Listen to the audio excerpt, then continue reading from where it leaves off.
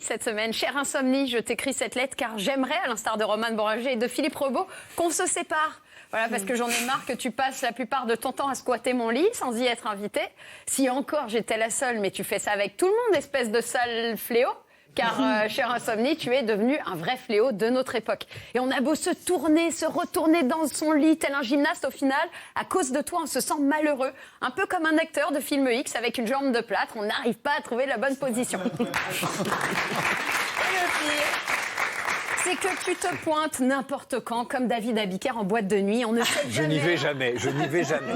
On ne sait jamais s'il faut t'attendre en début, en milieu ou en fin de soirée. Et quand t'arrives, tu fous le boxon entre notre corps et notre esprit. Comme le premier a peur de ne pas se réveiller à l'heure, le second propose une idée, une super solution. Mais pour être sûr de ne pas se réveiller en retard, il suffit de ne pas s'endormir. Idée de génie. Non, idée pourrie. Oui, parce que, chère Insomnie, tu peux causer de nombreux dégâts comme la fatigue, la somnolence ou la perte de mémoire. Parce que, chère Insomnie, tu peux causer de nombreux dégâts comme la fatigue, la somnolence ou la perte de mémoire. Je ne sais plus si je l'ai déjà dit. Allez, une troisième fois, allez. Tu peux aussi, chère Insomnie, entraîner l'absentéisme au travail, voire même un phénomène que David Abiker connaît très bien, le présentéisme. C'est-à-dire que votre corps est présent, mais pas votre esprit.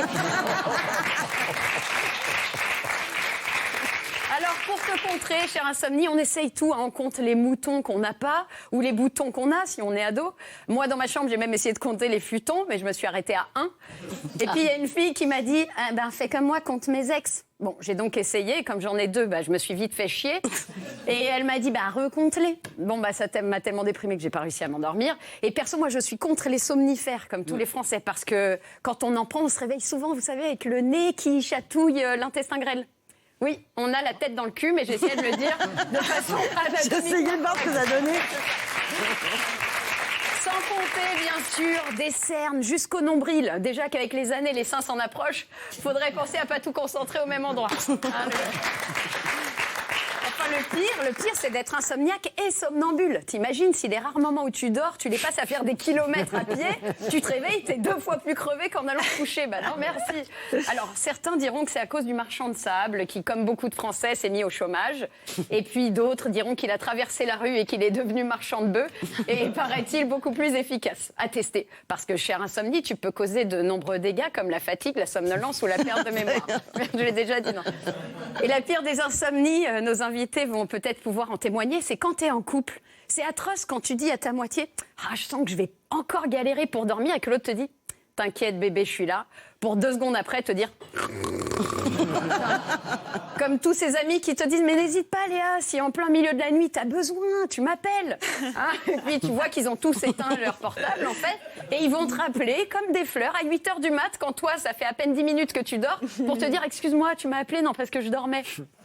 Alors, tant qu'à faire, Insomnie, dans un couple, attaque-toi aux 2. Voilà. Parce que ça rend dingue d'être insomniaque à côté de quelqu'un qui dort profondément. Tu pourrais presque lui faire l'amour qu'il dormirait encore.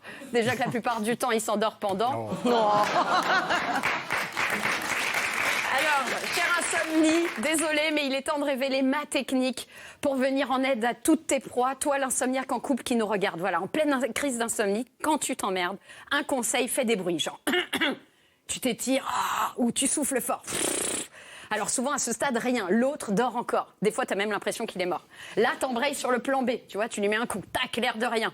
Tu vois, où tu lui bouches le nez, puis la bouche. Là, en général, il étouffe. Ce qui est rassurant, c'est qu'il n'était pas mort. Donc, à force, sans faire exprès, tu le réveilles et tu dis... tu dors pas? Moi non plus. Écoute, viens, on discute alors. Voilà, c'est radical, ça marche bien.